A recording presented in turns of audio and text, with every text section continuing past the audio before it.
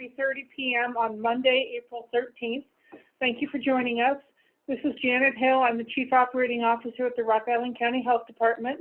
Today we are joined by Nita Ludwig, who is the Administrator of the Rock Island County Health Department, and Ed Rivers, who's the Director of the Scott County Health Department. We ask that you direct your questions to the person you are addressing when you write them in the chat box. After some prepared remarks, Brooke Barnes of the Scott County Health Department will moderate your questions. Thank you very much. Nita, would you start us off with reporting Rock Island County's numbers? Sure. Our numbers today, we received 21 new reported cases. Today, one woman is hospitalized, a woman in her 50s locally, and all others are isolating at home at this time. That makes our total for today 150 total cases.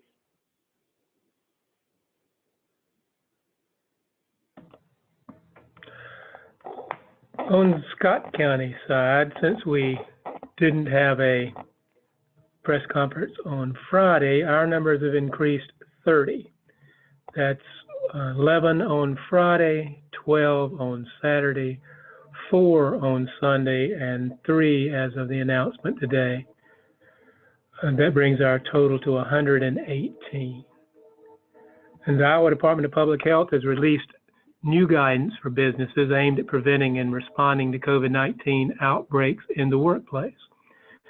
We owe to businesses in our community that are operating have been implementing their plans for responding to COVID-19. These should include encouraging flexible work from home and leave policies, considering staggering shifts to reduce worker population at any given time, staggering breaks to reduce staff interaction, and reviewing procedures to identify ways to increase the physical separation of staff. The Iowa Department of Public Health recommends the following measures to detect any illnesses that may occur. Screen all employees at the beginning and end of every shift by taking employees' temperatures and assessing for cough, sore throat, and difficulty breathing. Send any employees with fever and/or respiratory symptoms home to self-isolate until they have had no fever for at least 72 hours. That's 3 full days of no fever without the use of medicine that reduces fever, and other symptoms have improved. For example, when your cough or shortness of breath have improved, and at least 7 days have passed since your symptoms first appeared. These employees should stay home whether or not they've had a positive test result. If businesses note that at least 10% of staff are ill with COVID-19 symptoms, they should fill out the Iowa Department of Public Health survey for businesses. You can find a link to the survey in the COVID-19 Outbreak Guidance for Businesses document found on the Businesses and Organizations page of the IDPH Novel Coronavirus website. Public Health will follow up with recommendations and guidance. Regarding long-term care facilities, they've been in the news and in some areas have been particularly affected by the COVID-19 outbreak. Individuals in long-term care facilities are vulnerable groups and often at risk for more severe illness for things like COVID-19. The Iowa Department of Public Health continues to provide recommendation and guidance to long-term care facilities. The Scott County Health Department answers questions and provides support to long-term care facilities to minimize the impact of COVID-19. Most of these facilities in our community have had to limit visits by family and friends. We recognize how hard it is to be unable to visit your loved one in a facility, but this is one of the many difficult ways that we as a community are helping protect our most vulnerable from COVID-19. Thank you, Ed. Now we'll go back to Nita Ludwig for some additional talking points. Nita? Thank you, Brooke. So we wanted to talk a little bit today about coping. Today marks 1 month since Governor J.B. Pritzker closed schools and restaurants to dine-in services in Illinois. The 1 month anniversary of the stay-at-home order is later this week. A month is a long time, and it may seem like it's been even longer.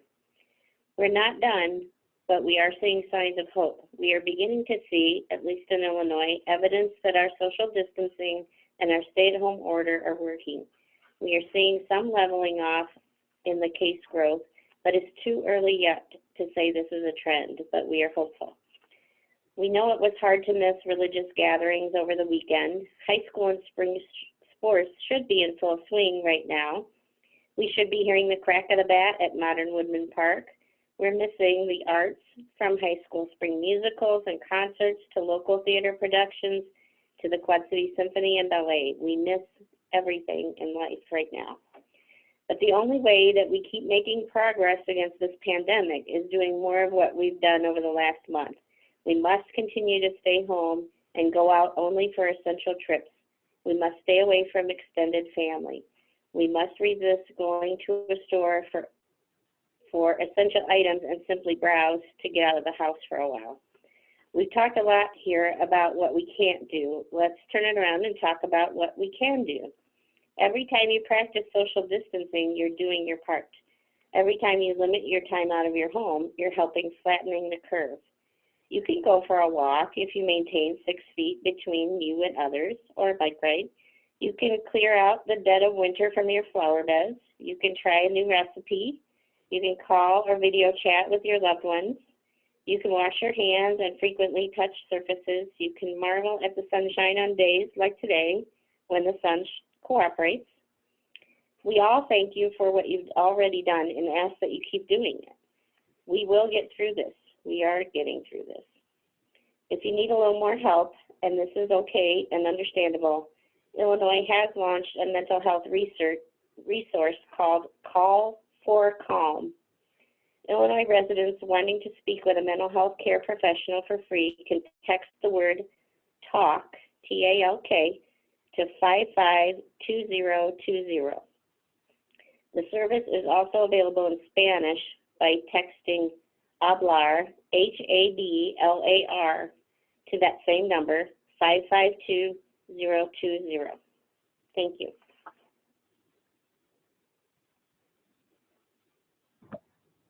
Thank you, Ed and Nita. We'll now leave a moment. Please type any questions that you have in the chat.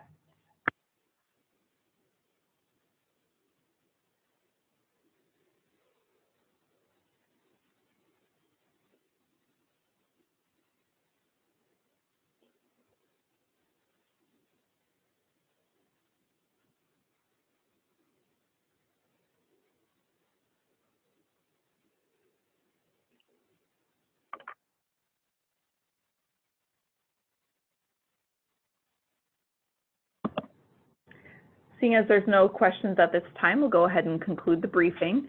Thank you for joining us today. We appreciate your assistance in sharing this messaging. Does look like we have a couple. I may have jumped the gun on that one. First question, could you comment on the models you're seeing for comparisons between the Iowa and Illinois peaks and when they will arrive? Ed, can you start with that question? I don't believe I've seen a recent prediction for either Iowa or Illinois.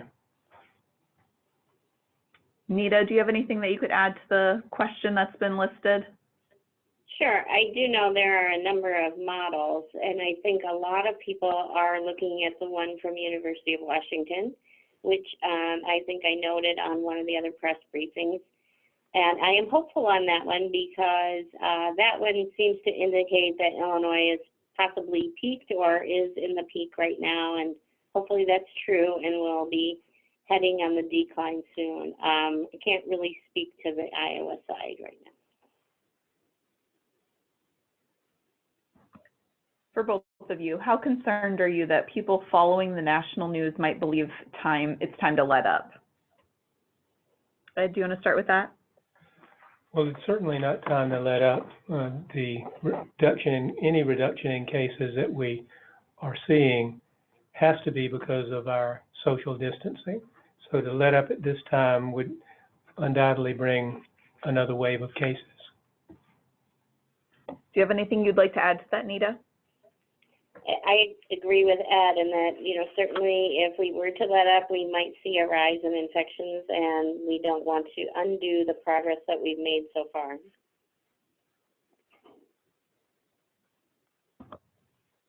Another question, any specific advice for long-term care facilities to stop the spread there? Nita, have you guys had any additional specific communications with long-term care facilities on your side? We have had a lot of communications with our long-term care facilities. We also have a lot of guidance that we've shared with them and education on cleaning and disinfecting. And I will say they've all been very proactive, and they are doing a great job at, you know, cleaning, disinfecting. Everybody's wearing PPE. Of course, they have stopped visitation right now with outside people. So they're doing all the measures that we have been asking them to do. Thank you, Nita. One additional question for you, Nita. Is there any update on if we are getting a temporary housing spot for Rock Island County, such as a hotel for COVID patients? The governor mentioned it in his press conference on Friday.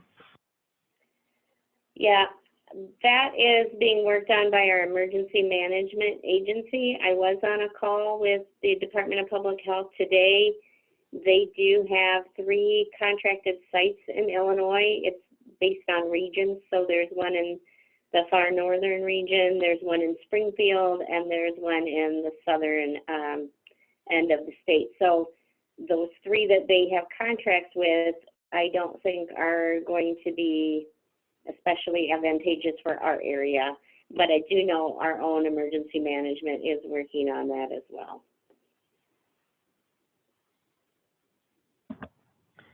Thank you. What are most of your phone calls about in recent days? Are people more concerned about something compared to at the beginning of the outbreak? Ed, do you know what Scott County's been getting?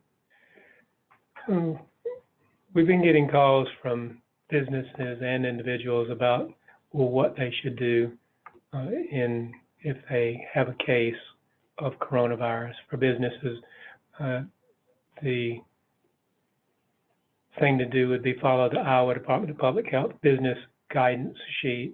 And for an individual, as we've said all along, call your provider, tell them what your symptoms are, and they'll advise you on what you should do. Nita, have you been receiving any additional phone calls that may have been different from what you were receiving at the beginning? They're pretty much the same. I think more the calls these days have been, you know, if I've been in contact with somebody who's had contact with a case, kind of that, you know, what should I do about a contact of a contact? And we have put out some guidance on that. I know we've also shared that on social media as well.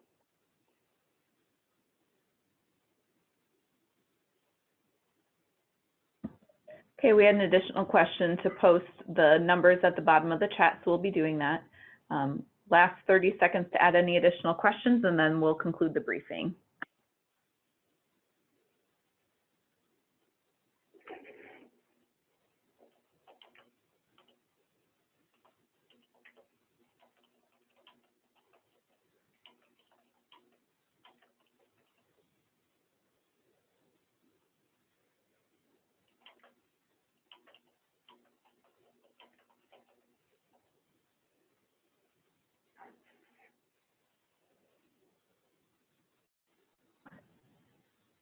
One last question that we'll do before the end. When do you think we will reach our peak here in the QC?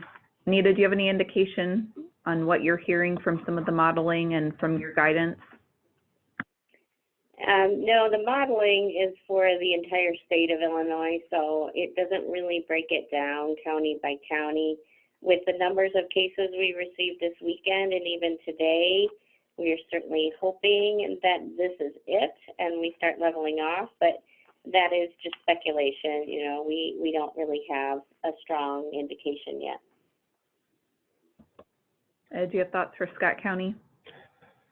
The same applies in Iowa. The Iowa Department of Public Health does modeling for the entire state, not counties or regions. But I don't believe they think we've yet hit the peak. Thank you both, Ed and Nita, for your time today, and we look forward to talking with all of you who've been on the call again later this week. Have a nice day. Thank you.